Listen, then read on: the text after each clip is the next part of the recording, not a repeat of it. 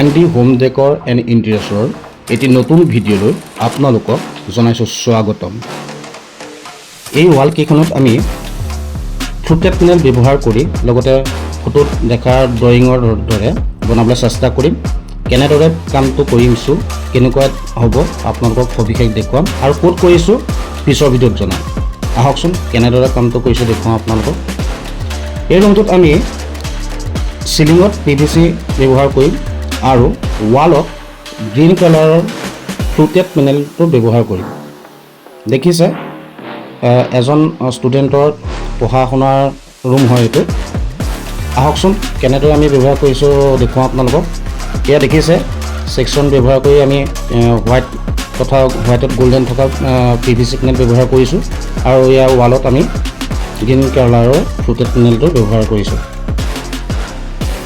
Colour কম্বিনেশ্যনটো কেনেকুৱা হৈছে আপোনালোকক আমাক জনাব আৰু আপোনালোককো যদি এনেকুৱা ধৰণে আমি কৰি দিব লাগে আমাক যোগাযোগ কৰিব পাৰে আপোনালোকে।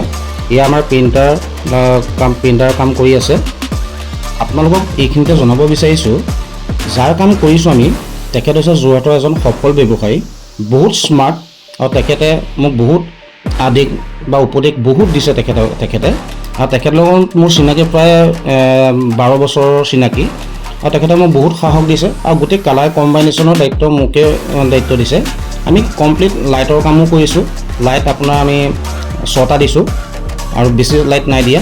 চিলিং ফেনটো আমি আঁতৰাই দিছোঁ, ছাইডত ষ্টেণ্ড ফেনৰ ব্যৱহাৰ দিছোঁ।